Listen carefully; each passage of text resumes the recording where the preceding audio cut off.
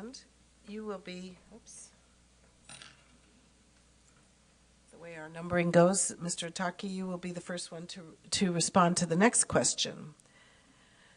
And that is, what is your view regarding the plan for downtown, the objections some have raised, such as the proposed parking structure and the development along El Camino?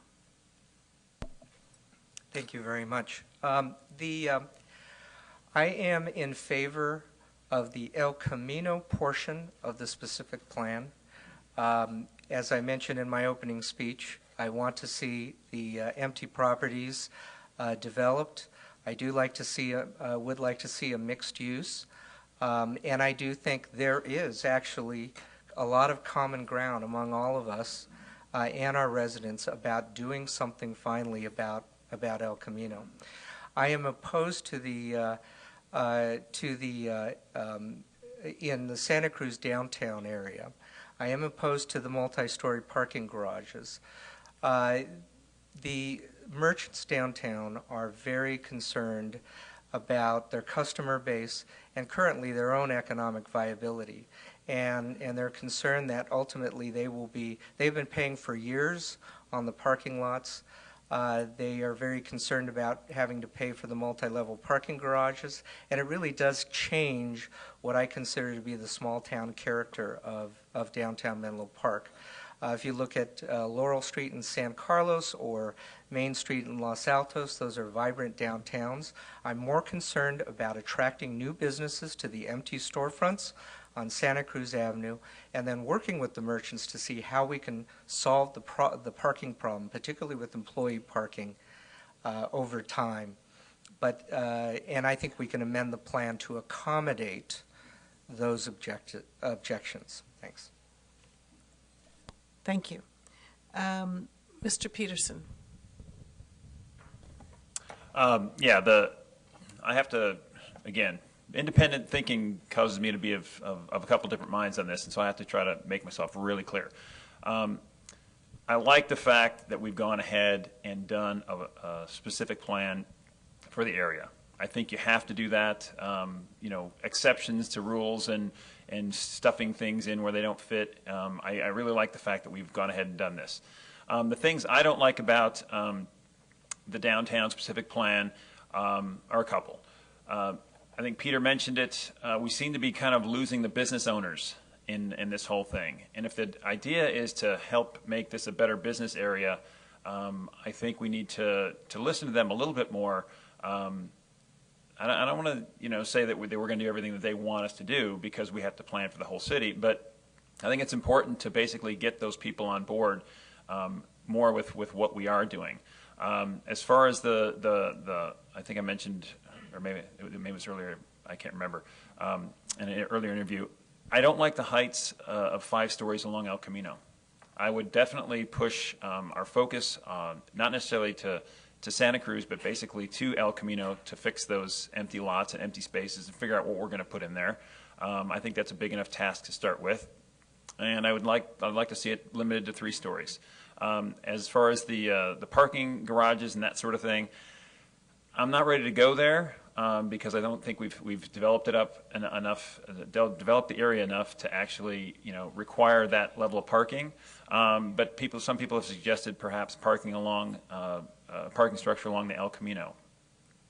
I will be willing to look at that as a way to address our needs. I'm not a fan of parking garages, but I think if you really build the place out and get more specialty retailers and that sort of thing in those spaces, I think you got to put the employees and the office workers somewhere. Thank you.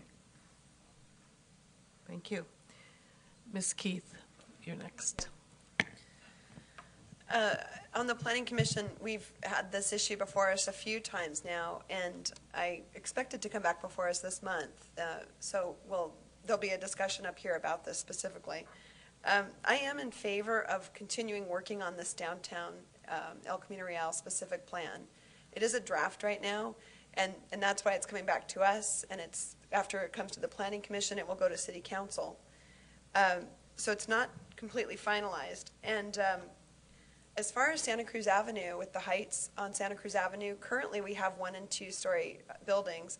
with this plan, it could go up to 3 stories, but I think it's really important to understand that the 3rd floor would have to be set back. So it wouldn't look like 3 stories of a monolithic building on either side. There would be a setback on the 3rd floor.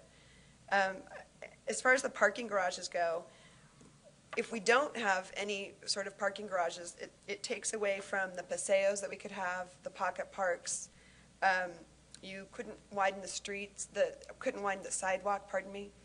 So the parking garage allows for some other things to happen. Without the parking garages, then we can't do some of the things in this plan. And also, if we had some sort of parking garage, then the employees would be able to park there, and it could clear up parking for people to come downtown to shop and to go to the restaurants and to do these things that they want to do. And I've been at the farmers market a lot lately, passing out flyers. I've probably seen some of you or handed some of you flyers. And I've had a chance to talk with people at the farmers market who are opposed to the plan. And I'm happy to meet with them. I've told them that, and hopefully we'll set up a meeting and talk about some of their concerns about the farmers market and the vendors getting their trucks in and things like that. But I hope that we can come together as a community. There have been a lot of community meetings on this issue. There were over the years, and I attended some of them, so I saw a lot of people there. But thanks. Thank you. Mr. Klein.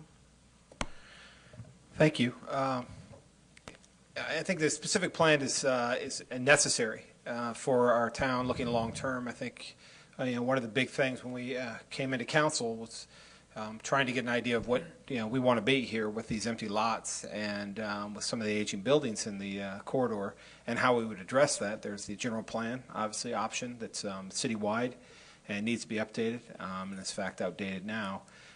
And there's also the industrial sector. And the idea, I think, and we had a lot of support from that, was to focus on our downtown area. So the specific plan arose out of that. We've had more than 3,000 different inputs from the community on this.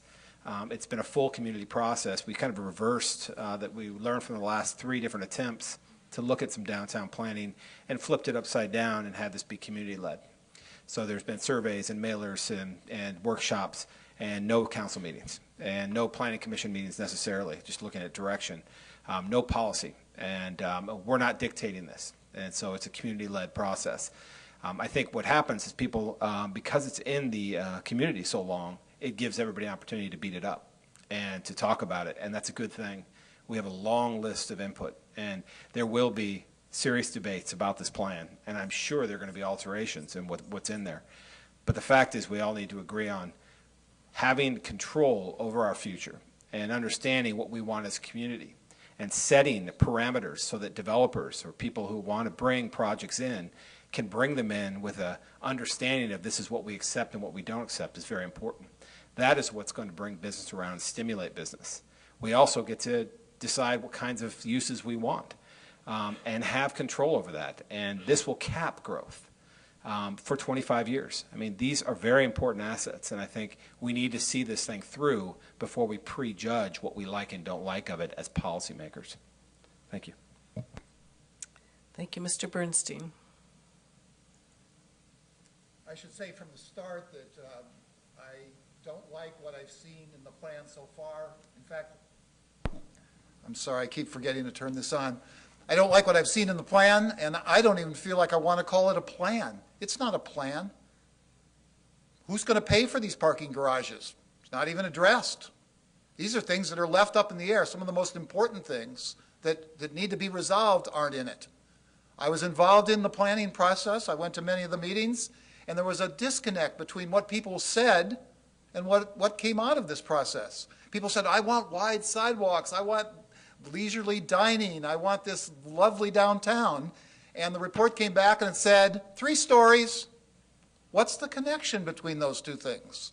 What nice downtown has 3 stories? You go to Santa Monica, you go to Carmel, you go to any of these places, they're not tall and they're not dense. The fact that we've paid over $1 million for this planning process is shameful. We didn't need to do that. My question is, what are we trying to solve with this? If we have empty storefronts, are we going to get more people in them by raising the debt load on the owners of the properties. That's not going to do anything to reduce the rents, which I think is the primary problem with empty downtowns. What about traffic? What about all this traffic that's coming out of the Med Center? How are we going to deal with that on El Camino? And one of the fundamental problems with the plan is that the properties themselves along El Camino are deficient. They're too narrow to do anything good. It's why they face inside rather than outside. The properties on the other side of the street are too narrow to have wide sidewalks and even have parking. We need to take a more comprehensive look, and that hasn't been done yet. And that's something I would do if I were on the council. Thank you. Thank you. Mr. Robinson? Thank you. So I'm going to try to help answer Chuck's question about why we're doing this plan. When I ran for office 4 years ago, there was a lot about discussion of some of the development that was going on in the community, and whose vision was it? Was it our vision as a community? Was it the developer's vision? And when our council was elected and we put 3 new members, John Boyle, Rich Klein, and myself on the council, collaborated with council members Cohen and Ferguson, and we got together and we said, we need to help set the blueprint. We need to lay down the foundation for what is our city actually going to look like. And that's how this came about. We appointed Rich and John to a subcommittee. They got busy. They worked hard. They found consultants to help us and to say, what has been done in other communities? And that's how we started to evolve with this. And that's what we really has been the focus throughout, is that we create the community's vision for where we want to go. I know many of you out here have been at those meetings, rolling up your sleeves, working hard to create that, and I appreciate it, and thank you. I think it's the start we've got. It's a great plan. Here it is, right here. I encourage you to read it. I'm not sure everybody has. There's a lot of people have opinions about it, but I'm not sure how many people have actually read it. Wide sidewalks are in here, more open spaces in here, and why we need parking garages. And it certainly is very clear in here, we don't want your grandfather's parking garage here. This is going to be a modern parking. If we do create parking garages, they're going to blend in, they're going to be aesthetically pleasing, we'll make them work. But they're going to solve a critical need we have downtown right now, which is that we have tremendous amount of employee parking taking up these valuable surface parking spaces in front of the stores. If we get those employees in those parking garages, that's actually going to free up much more space. So I'm in favor of where we've gotten to. Council hasn't even seen the plan yet, but I think we're going to get it here before the end of the year, and we'll go from there. Thank you. Thank you.